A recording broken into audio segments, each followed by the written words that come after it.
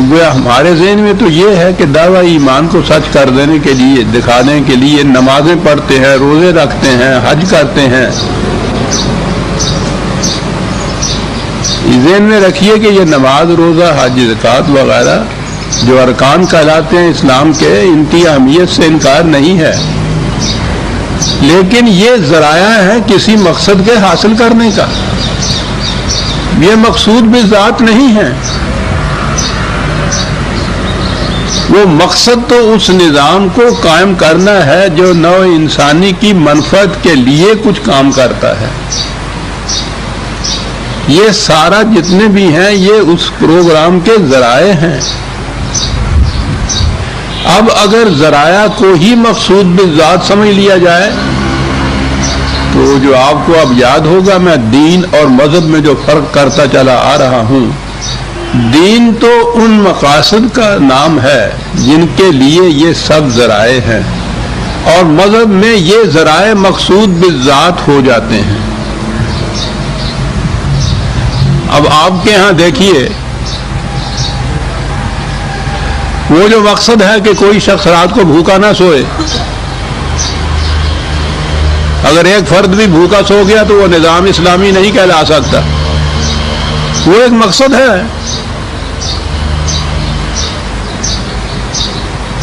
اب اس کے اوپر آپ دیکھیں گے کہ کوئی زور نہیں دیتا، سوال ہی نہیں ہے۔ زور دیا جا رہا ہے کہ صاحب نمازیں کس طرح سے پڑھی جائیں، پھر ایک ایک نماز کی وہ تفاصیل، وہ جزیات، وہ فروعات، اور سارے جھگڑے، ساری لڑائیاں آپ دیکھیں گے، مسجدوں میں تالے پڑ رہے ہیں، پولیس آ رہی ہے، مقدمات ہو رہے ہیں، عدالتوں میں جا رہے ہیں، جیل خانے جا رہے ہیں، کاہے کے لیے کہ جی اس مسجد میں وہ شخص آگے نماز پڑھتا ہے جو ہاتھ چھاتی پہ باندھتا ہے، زیر ناف نہیں باندھتا۔ ایک فرد آ گیا تھا، اس نے اونچی آواز سے آمین کہہ دی، مسجد میں لٹ چلنے لگ گئے جناب۔ جتنی یہ آپ دیکھیں گے وہاں کے، وہ تیری نماز نہیں ہوئی ہے گی۔ کیا ہوا نہیں ہوئی؟ پاجامہ تمہارا ٹخنے سے نیچے تھا، اس نے ذرا سا سکیٹ کے اوپر کر لیا، نماز ہو گئی۔ یہ ٹھیک ہے کہ یہ جزیات بھی اپنے مقام کے اوپر یہ ضروری چیزیں ہوتی ہیں، جسے ڈسپلن آپ کہتے ہیں۔ فوج کے سپاہی کے بوٹ کے تسمے بھی صحیح طریقے پہ بندھنے چاہیے، لیکن وہ مقاصد نہیں ہے۔ فوج کے سپاہی کا مقصد تو حفاظت ہے، وہ لوگ کی دشمن کا مقابلہ کرنا ہے، یہ ساری چیزیں ٹریننگ ہے اس کے لیے۔ جو میں کہا کرتا ہوں مثال کے طور پہ کہ آپ ایک ترخان کو دہاڑی پہ رکھتے ہیں، وہ آ جاتا ہے، وہ آ کے سب سے پہلے وہ اپنی پتھری نکالتا ہے اور پھر ونجی نکالتا ہے، اس کے اوپر اس کو لگانا شروع کر دیتا ہے۔ آپ نے دروازہ بنوانا ہے اس سے۔ اب اگر وہ سارا دن اسی کو تیز کرتا رہے تو آپ سوچئے کہ آپ شام کو اس کو دہاڑی کے پیسے دے دیں گے؟ حالانکہ وہ بیٹھا رہا ہے، کام کرتا رہا ہے کچھ، لیکن یہ کام وہ تھا جو اس دروازہ بنانے کے مقصد کے حصول کا ایک ذریعہ تھا، یہ جو اپنا سند تیز کر رہا ہے وہ۔ اور اگر وہ سارا وقت سند ہی تیز کرتا رہے تو آپ کا دروازہ تو نہیں بنے گا۔ یہ جتنی چیزیں تھیں یہ ذرائع تھے ایک مقصد کے حصول کے لیے، اور وہ مقصد تھا دین کے نظام کو اسٹیبلش کر دینا، قائم کر دینا۔ اور دین کا نظام تھا ما ینفع الناس، انسانیت کی منفعت کے لیے کیا کیا جاتا ہے۔ تو مذہب میں یہ سارا زور ان ذرائع پہ دیا جاتا ہے، مقاصد ذہنوں سے اوجھل ہو چکے ہوتے ہیں۔ یہ جو میں نے ابھی عرض کیا ہے کہ نماز کی اہمیت اپنی جگہ ہے، لیکن بحثیت ایک ذریعہ کے ہے۔ ایک نماز کے متعلق قرآن نے یہ بتایا کہ اگر دیکھنا ہو کہ وہ نماز ہوئی ہے یا نہیں ہوئی، یعنی قرآن کی منشا کے مطابق ہوئی ہے، تو اس سے تو کہا کہ ان الصلاۃ تنہی عن الفحشاء والمنکر، کہ صلاۃ بے حیائیوں اور برائیوں سے روک دے گی معاشرے میں۔ جس معاشرے میں صلاۃ ہوگی اس معاشرے میں نہ برائی ہوگی نہ بے حیائی ہوگی۔ تو نماز کے متعلق معیار تو یہ ہونا چاہیے نا کہ اگر تو وہ معاشرے سے برائیوں اور بے حیائیوں کو دور کر دیتی ہے تو نماز ہو گئی، اور دور نہیں کرتی ہے تو نماز نہیں ہوئی۔ یہ سارا کچھ کے ہاتھ کہاں باندھے جائیں اللہ اکبر کے لیے، کانوں کے لو تک پہنچے، چھوڑ دیے جائیں، باندھ کے پڑی جائے، یہ ساری جتنی چیزیں ہیں یہ اس کی ڈسپلن کی چیزیں ہیں۔ وہ مقصد تو قرآن کہتا ہے، وہ انا کہہ کے کہتا ہے کہ یقیناً یہ بات یاد رکھو کہ الصلاۃ یہ کرے گی، اور اگر یہ نہ ہو تو پھر وہ ذرائع پہ آپ زور دیتے رہ جائیے، الصلاۃ تو نہیں ہوگی۔ قرآن کریم نے یہ بنیادی نقطہ جو ہے متعدد مقامات پر اس کو واضح کر دیا ہے، اور عظمت قرآن کی یہ ہے۔ باقی دنیا میں مذاہب جتنے ہیں وہ سارے ذرائع کے اوپر زور دیتے چلے جائیں گے، کسی مذہب میں پرستش کا کوئی مقصد نہیں بتایا جایا ہوگا۔ قرآن ہے جو یہ زور دیتا ہے کہ یہ جن چیزوں کو ذرائع کہا جاتا ہے انہیں کو مقصود اگر سمجھ لیا جائے تو وہ پھر قرآن کا مقصد حاصل نہیں ہوتا۔ دو تین آیتیں بڑی ضروری اس ذہن میں رکھیے، یہ بڑا اہم سوال ہے کہ اتنا کچھ مذہب کے نام پہ ہو رہا ہے لیکن نہ دکھ جائے نہ درما راس آئے مگر خبتے دوا ہے اور میں ہوں۔ پڑھے جاؤ، اور زیادہ پڑھے جاؤ جناب، جتنا پڑھ رہے ہو اس سے کیا حاصل ہو رہا ہے؟ جو اور زیادہ پڑھا دو گے تو اور حاصل ہو جائے گا، بات تو وہی رہے گی۔ 100 دفعہ بھی صفر لکھ کے جمع کرو تو صفر ہی ہوگا اس کا نتیجہ۔ سورہ مائدہ نہیں، سورہ بقرہ کی 2/177 آیت میں بڑی اہم آیات ہیں۔ لیس البر ان تولوا وجوہکم قبل المشرق والمغرب، نیکی یہ نہیں ہے کہ تم اپنا منہ مشرق کو کرتے ہو یا مغرب کو کرتے ہو۔ مثال کے طور پر ایک بات ہی صرف قرآن نے کہی ہے، مقصد یہی ہے۔ یہ بھی بڑی اہم چیز ہے نا، منہ طرف قبلہ شریف کے، اللہ اکبر۔ کسی مسجد کا اگر رخ قبلے کی طرف نہیں ہوتا تو اس مسجد کے اندر کوئی نماز، وہ کہتے ہیں نماز ہی نہیں ہوئی۔ نمازی کا رخ اگر نہیں ہوتا، ذرا سا ٹیڑھا ہوتا ہے تو پیچھے سے بھاگا ہوا دوسرا نمازی آتا ہے اور وہ اس کو یوں سیدھا کر دیتا ہے، اور یہ کرنے کے بعد وہ نماز پڑھنے والا بھی مطمئن ہو جاتا ہے کہ ہاں ٹھیک ہو گیا، میرا رخ قبلے کی طرف ہو گیا۔ جس نے رخ کیا تھا وہ مطمئن ہو جاتا ہے کہ میں نے ایک کام کیا۔ یہ ہے بھی ضروری، یاد رکھیے، یہ عجیب چیز ہے قرآن کی۔ اینما تولوا فثم وجہ اللہ، رخ تمہارا ادھر ہونا چاہیے، یہ بھی ضروری ہے، لیکن پھر یہ ایک ذریعہ ہے ایک مقصد کا۔ ادھر یہ بھی کہا کہ یہ بھی ضروری ہے، یک جہتی یک نگہی تمہارے اندر پیدا ہونی چاہیے، اور اسی طرح سے ہو سکتی ہے کہ نصب العین جو تمہارے ہاں کا ٹارگٹ، جو تمہارے ہاں کا پوائنٹ آف ویو جو تمہارے ہاں کا ہے، وہ سب کا ایک ہونا چاہیے۔ قبلہ کے یہ معنی ہوتے ہیں۔ سوچئے کہ وہ ملت کیا ملت نہ بن جائے گی کہ جس کی زندگی کا مقصد یکساں ہم آہنگی ہو جائے تمام کی۔ کروڑ آدمی نہیں جی، 1 ارب افراد ساری دنیا میں پھیلے ہوئے، اگر مقصود ان کا زندگی کا ایک ہو جائے، جسے منہ طرف قبلہ شریف کے کہتے ہیں آپ، تو پوچھئے نہیں پھر یہ قوم کیا کر دے گی۔ لیکن یہاں ہوا یہ کہ وہ نماز میں رخ قبلے کی طرف، بس یہ مقصود بالذات۔ زندگی کے مقاصد اپنے اپنے، کسی کی نگاہ کا رخ دوسرے کے ساتھ ملتا نہیں، کہیں ہم آہنگی نہیں، یکسانیت نہیں، اختلاف ہے، افتراق ہے، لیکن منہ طرف قبلے شریف کے۔ اس نمازی کا بھی کہ جس نے ہاتھ اوپر باندھے ہوئے ہیں، اس کا بھی جس نے نیچے باندھے ہیں، جس نے چھوڑ دیے ہوئے ہیں، جو کانوں تک اٹھا رہا ہے، منہ طرف قبلے شریف سب کا ہو رہا ہے۔ حالانکہ یہی اختلاف جو ہے اسی سے تو وہ قبلے کی طرف رخ رہا ہی نہ آپ کا۔ کس اہمیت سے کسی مذہب میں یہ نہیں آپ دیکھیں گے جو وہاں یہ کہا گیا ہو کہ پرستش کے قاعدے جو ہیں، قانون جو ہیں، ان کی اہمیت نہیں ہے۔ لیس البر ان تولوا وجوہکم قبل المشرق والمغرب، یہ قطعاً نیکی نہیں ہے یہ مقصود بالذات نہیں ہے کہ تمہارا رخ مشرق کی طرف ہو گیا یا مغرب کی طرف ہو گیا.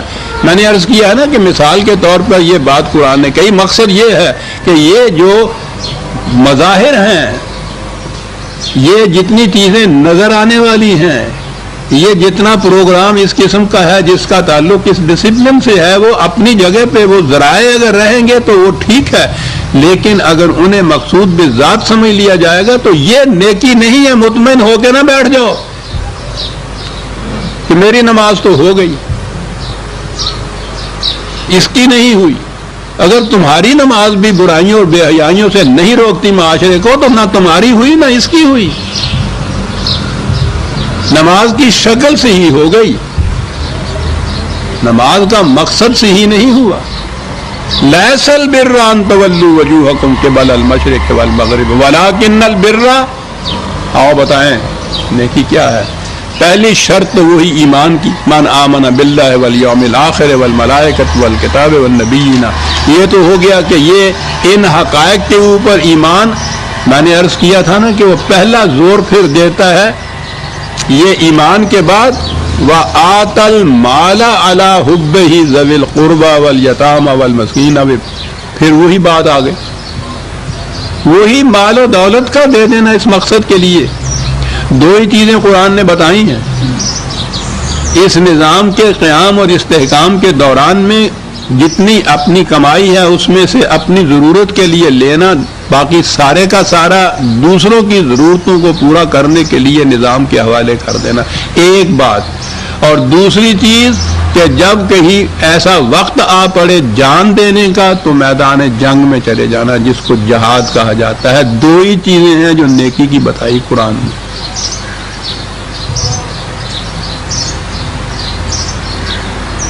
اس لیے کہ یہ دو ہی چیزیں ہیں جن کے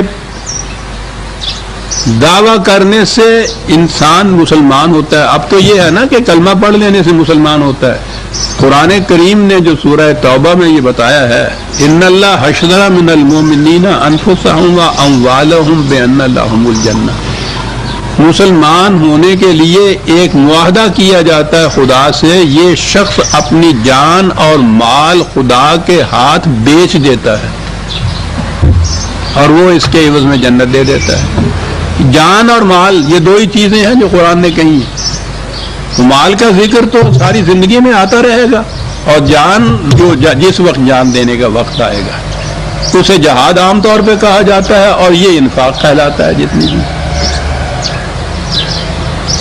یہ کہا کہ نیکی یہ نہیں ہے کہ تم نے اپنا رخ قبلے کی طرف کر لیا، مشرق کی طرف کر لیا، مغرب کی طرف کر لیا، ٹخنا ننگا ہے یا ڈھکا ہوا ہے.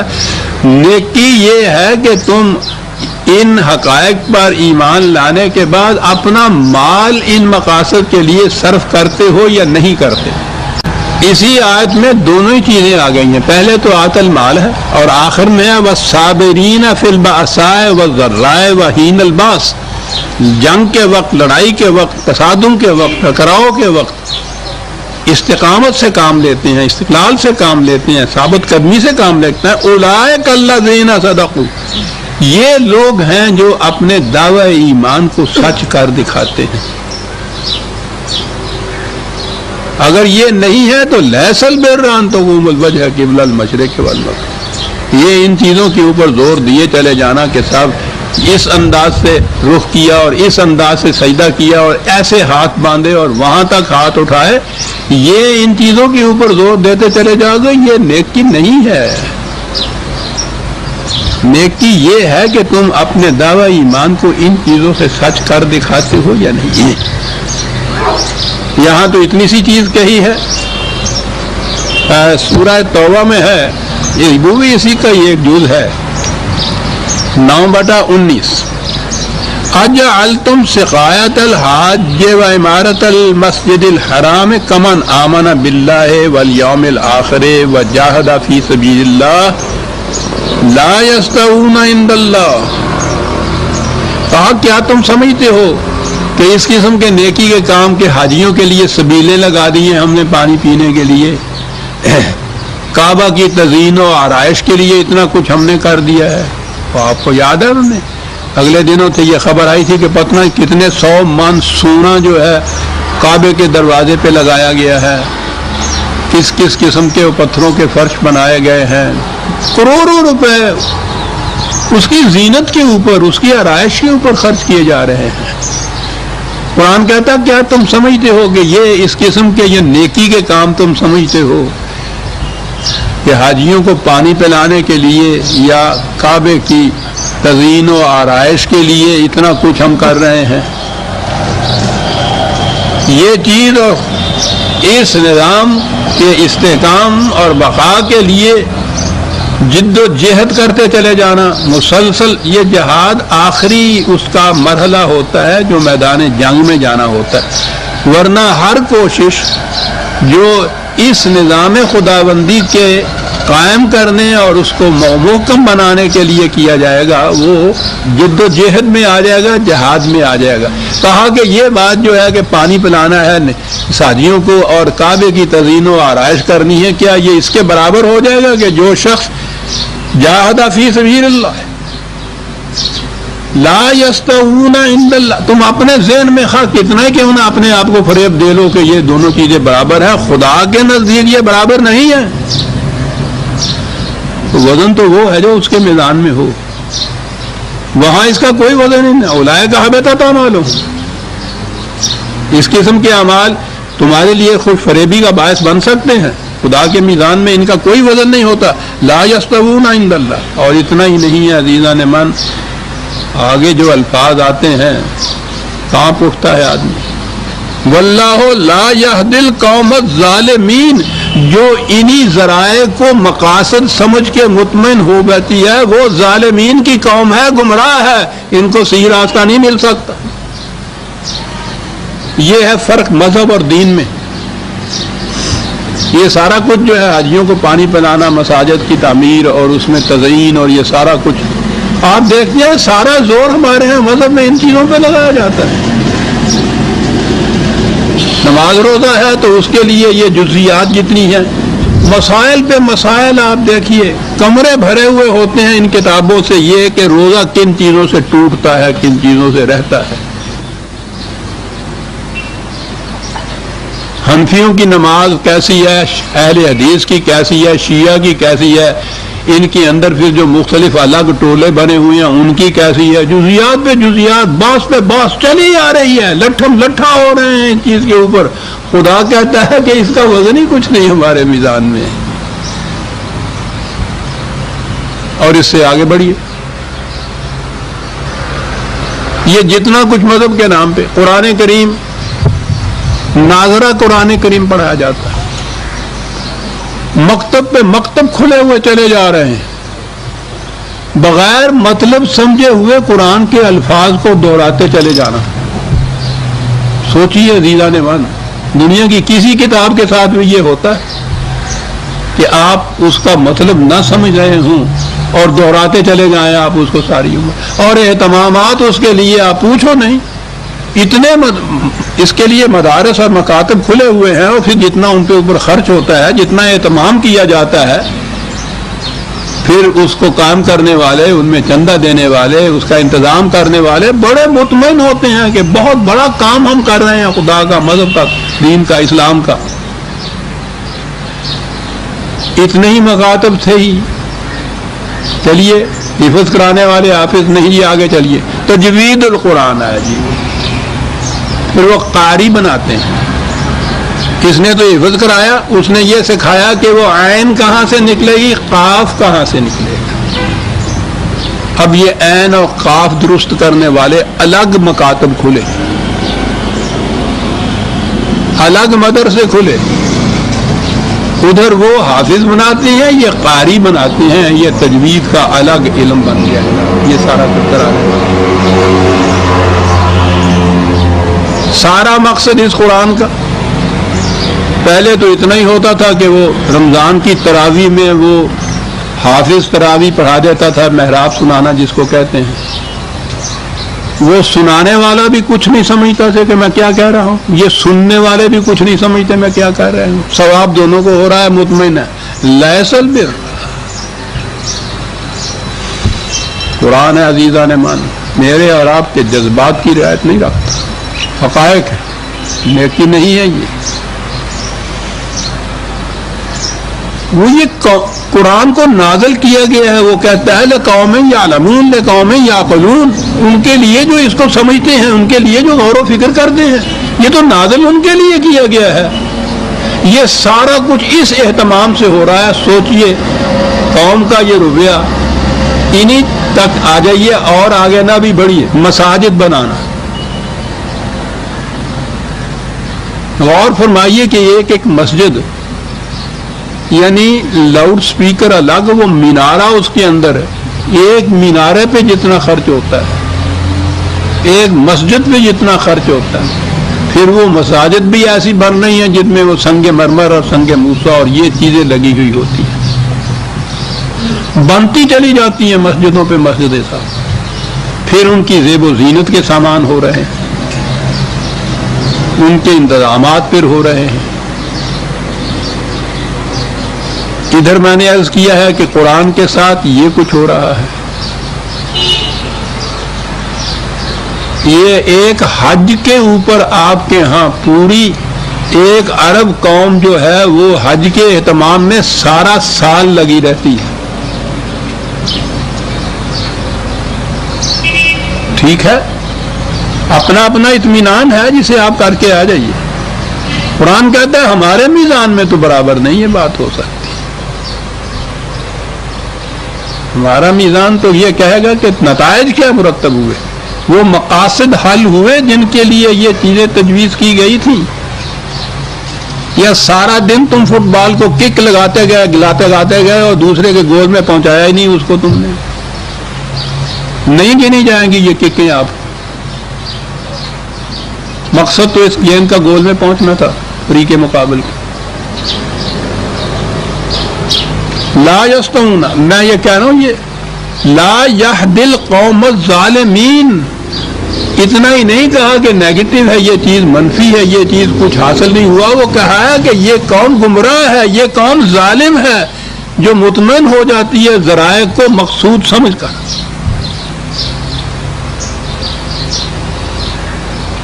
الذین آمنوا وہاجروا وجاہدوا فی سبیل اللہ باموالہم وانفسہم اعظم درجۃ عند اللہ اولئک ھم الفائزون۔ اگلی آیت میں بتا دی کہ مقصد یہ ہے زندگی مسلسل جد و جہد میں گزرے اس نظام کے قیام کے لیے، پھر وہ مال کا انفاق کرے۔ وہی دوسری چیز جو میں نے ابھی عرض کی ہے،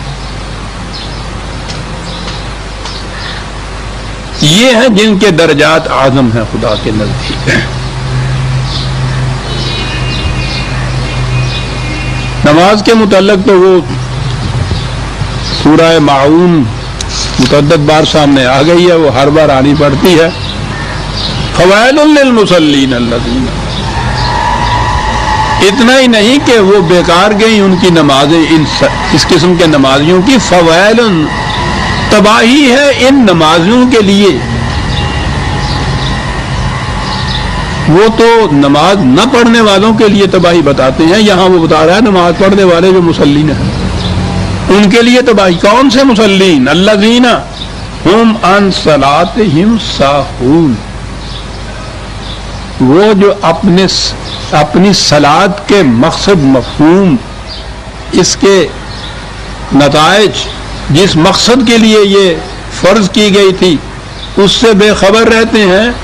والذین ہم یراؤون، جو کچھ لوگ دیکھ سکتے ہیں اس میں ظاہرہ حرکت جتنے مظاہر ہیں اس کے، اس کو ہی صلاۃ سمجھ لیتے ہیں۔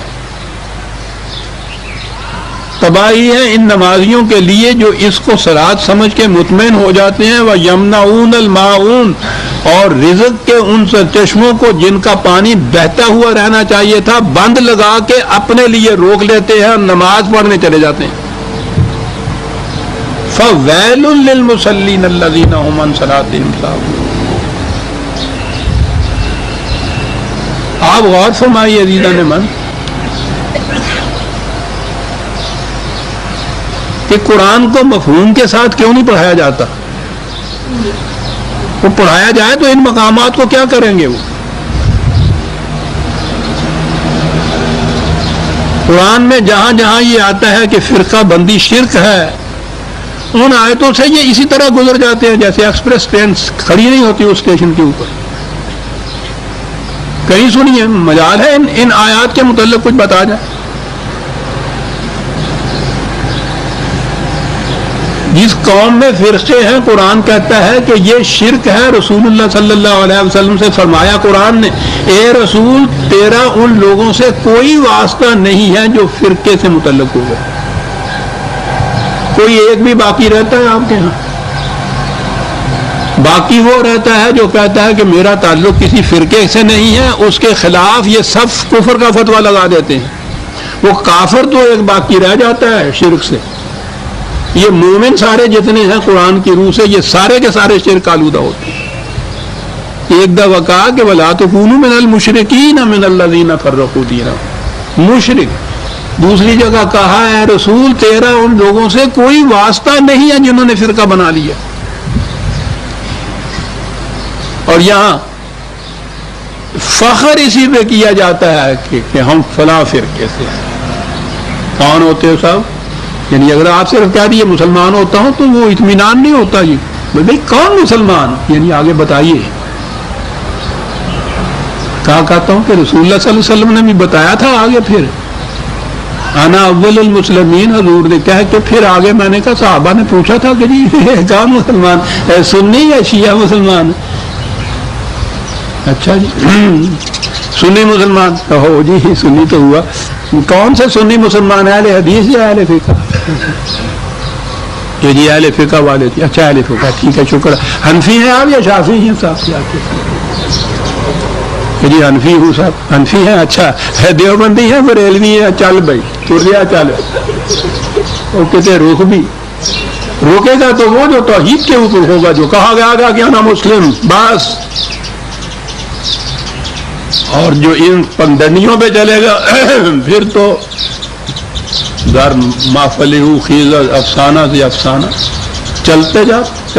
ابھی تو میں نے طریقت نہیں گنائی تصوف کی جن میں ہم جن وادیوں میں ہم گزرے ہیں، وہاں پوچھو نا کیا کچھ اور ہوتا ہے. صرف مسلمان کہنے سے کوئی مطمئن نہیں ہوتا. جب تک شرک نہ ملایا جائے ساتھ اسلام نہیں آتا.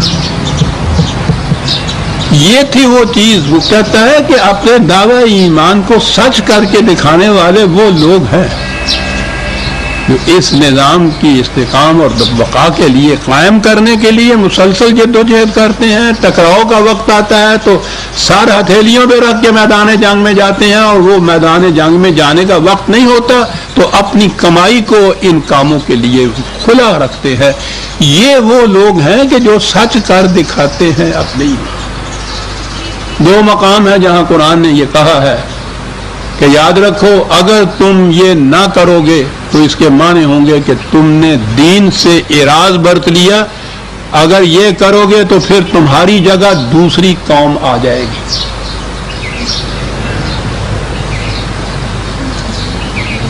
بات آئی ہوئی ہے سامنے تو آ ہی جائے. خدا تمہیں لے جائے گا اٹھا کر، تمہاری جگہ دوسری قوم لے آئے گا. یعنی یہ کوئی کم درجے کی تباہی نہیں. عزیزان ایمان، ایک تو یہ ہے کہ قوم ہو اس کو کوئی سزا مل جائے، سزا کے بعد وہ بچ جائے، لیکن دوسری چیز یہ ہے کہ پھانسی دے دی جائے. یعنی اس قوم کی جگہ دوسری قوم لے آئے قرآن. اس سے بڑا عذاب کوئی اور ہو سکتا ہے صاحب؟ کون لوگ ہیں جن کے متعلق یہ کہا گیا؟ 47/38 2-3 مقام ہیں. ہاں انتم ہؤلاء تدعون لتنفقوا فی سبیل اللہ منکم. کوئی بات آ گئی. تم وہ ہو کہ کہا تم سے یہ جاتا ہے کہ اپنا مال و دولت اس مقصد کے لیے دے دو، صرف کر دو. فمنکم من یبخل ومن یبخل فانما یبخل عن نفسہ. اور تم میں سے وہ لوگ ہیں کہ وہ یہ نہیں کرتے، ساری مال و دولت اپنی ذات کے لیے سمیٹ کے رکھ لیتے ہیں. وہی مال کی بات اور وہی اس کا بخل. وَإِن تَتَوَلَّوْا، یاد رکھو اگر تم اعراض برتو گے اس نظام سے جو ہم نے کہا ہے کہ اپنا مال و دولت اس راستے میں دے دو، اگر اس سے روگردانی کرو گے، اعراض برتو گے، اعتراض برتو گے، رخ پھیر دو گے، منہ موڑ لو گے، اس سے تو کیا ہوگا؟ یستبدل قوما غیرکم، تمہاری جگہ خدا ایک اور قوم لے آئے گا، ثم لا یکونوا امثالکم، پھر وہ تمہارے جیسی نہیں ہوگی، پوری قوم کی جگہ دوسری قوم لے آئے گا۔ کہتے رہو وہ مسلمان ہیں، گناتے رہو مردم شماری کے رجسٹروں میں 1 ارب اپنی تعداد، وہ ٹھیک ہے، وہ کہتا ہے ان کی جگہ دوسری قوم لے آئے گا خدا جو تمہاری جیسی نہیں ہوگی۔ یہاں تو آپ نے دیکھا انفاق کے متعلق، مال کے متعلق، دوسری جگہ سورہ توبہ میں ہے وہ غالباً 9/19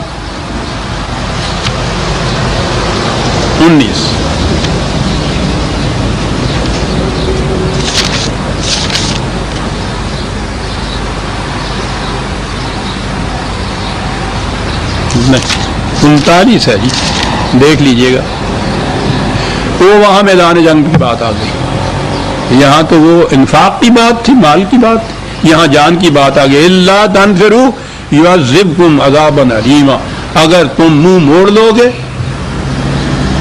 اس ٹکراؤ اور تصادم اور میدان جنگ سے جہاں جان دینے کا وقت آتا ہے، اگر یہ تم کرو گے تو یستبدل قوما غیرکم،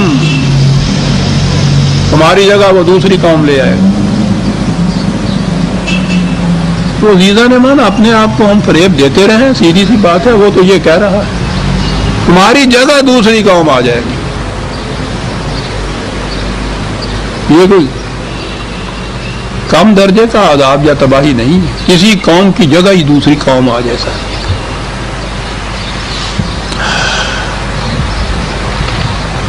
کہنے کا مطلب یہ تھا کہ جب دین مذہب میں بدل جاتا ہے تو پھر جتنے ذرائع ہوتے ہیں وہ مقاصد بن جاتے ہیں، مقصد سامنے نہیں رہتا، اور اسی پہ زور دیا جاتا ہے۔ ذرا کسی وقت بیٹھ کے سوچئے گا، جس کے پاس معلومات ہوں اس سے پوچھئے گا کہ آپ کے ہاں مذہب کے نام پہ یہ قوم کتنا خرچ کرتی ہے، کتنی محنتیں کرتی، اور کوئی نتیجہ مرتب ہوتا ہے۔ قرآن نے کہا تھا کہ پہلی مومنین کی جماعت کی پہلی نشانی، علامت، معیار یہ ہے کہ کفار اس کے اوپر کبھی غالب نہیں آ سکیں گے، غیر مسلم مسلموں کے اوپر غالب نہیں آ سکیں گے، یہ اعلان ہوں گے سب سے بلند مقام پر اپنے اقوام عالم کے۔ یہ پہلی چیز قرآن نے کہی کہ پرکھ کے دیکھ لو اس کے اوپر، تو آپ پرکھ کے دیکھ لیجئے ساری دنیا کے مسلمانوں میں ہر جگہ یہ محتاج دست نگر ہیں، زیر دست ہیں غیر مسلموں کے، وہ ذلیل کرتے ہیں، خوار کرتے ہیں، مانگ کے روٹی کھاتے ہیں ان سے۔ بظاہر ہم آزاد مملکتیں ہیں اتنی، لیکن کوئی مملکت بھی آزاد ہے کہ اپنے معاملات کو خود کسی طرح سے طے کرے ہو؟ قرآن نے کہا تھا کہ یہ ہو نہیں سکتا کہ غیر مسلم مسلمانوں کے اوپر غالب آ جائے، وہ تو پہلی علامت یہ تھی۔ تو قوم کی جگہ دوسری قومیں تو آ ہی گئی ہوئی ہیں، ٹھیک ہے، آپ رہیے اس چیز کے اندر کہ تمہارا ٹخنا ڈھکا ہوا تھا یا ننگا تھا، منہ تو صرف قبلے شریف کے تھا یا نہیں تھا، اس سے تو نہیں کام چلتا۔ مقصد عزیزان من، اقرض اللہ قرضا حسنا یضاعف لہم ولہم اجر کریم، اس نظام میں جو کچھ تم دو گے بہت زیادہ دگنا چگنا بن کے واپس ملے گا تمہیں۔ میں نے پچھلی دفعہ کہا تھا کہ وہ جس طرح سے وہ مویشی چارہ چرتا چلا جاتا ہے وہ تو خام ہوتا ہے، پھر جب جگالی کرتا ہے تو جو اس میں بدن بنتا ہے یہ ہے یضاعف لہم۔ اور پھر ہمارے ہاں تو یضاعف لہم جو ہے وہ ہر بات قیامت کے اوپر رکھی ہوئی ہوتی ہے نا، یہاں یہ خرچ کرو گے تم، خیر خیرات دو گے، یہ تو قیامت میں عزیزان من اگر وہ ملا بھی مال تو کس کام آئے گا؟ اسے تو ہٹی کوئی نہیں ہونی. یعنی قرآن نے یوم لا بیان بھی یہ کہا ہوا ہے. وہاں تو یہ خرید و فروخت والا معاملہ ہی نہیں ہوگا. تو اگر وہاں معاملہ یہ نہیں ہوگا تو یہ وہاں جا کے اگر ملے گا یہ مال کے بدلے میں بہت زیادہ مال، کام کس آئے گا ہمارے؟ یہ اسی نظام کی صورت ہے. صحیح اسلامی قرآنی نظام ہو، اس میں انویسٹمنٹ جو ہے اپنی ضرورت سے زائد جو کچھ آپ دیتے ہو، پھر آپ دیکھیے کہ آپ کا معیار زندگی وہ کتنا بلند کیے چلا جاتا ہے. یہاں یوں ملتا ہے، اور پھر وہاں جا کے تو پھر جو وہ ملے گا وَلَهُمْ أَجْرٌ كَرِيمٌ. دو چیزیں قرآن نے کہی ہیں، يُضَاعَفَ لَهُمْ وَلَهُمْ أَجْرٌ كَرِيمٌ. یہ اجر کریم ہے جو پھر آگے چلتا ہے. یہ پیسے نہیں وہاں جا کے ملیں گے آپ کو زیادہ. يُضَاعَفَ لَهُمْ. پتہ نہیں اس نظام کے اندر کس شکل کے اندر یہ ملتا ہے، دیکھا ہی نہیں ہم نے. یہاں تو یہ ہے کہ آپ انویسٹ کرائیے جا کے، اس کے بعد پھر نام اس کا مضاربت، مضارعت، منفعت، منافع، یہ سب کچھ سارے کا سارا سود. وَلَهُمْ أَجْرٌ كَرِيمٌ وَالَّذِينَ آمَنُوا بِاللَّهِ وَرُسُلِهِ أُولَٰئِكَ هُمُ الصِّدِّيقُونَ وَالشُّهَدَاءُ عِندَ رَبِّهِمْ لَهُمْ أَجْرُهُمْ وَنُورُهُمْ. ایمان لانے والے اللہ پر، اس کے رسول پر، جو کچھ انہوں نے کہا ہے مقاصد حیات، اس کو ہم اپنی زندگی کا مقصد سمجھتے ہیں. یہ ہیں جو سچ کر دکھانے والے ہیں اپنے دعوی ایمان کو.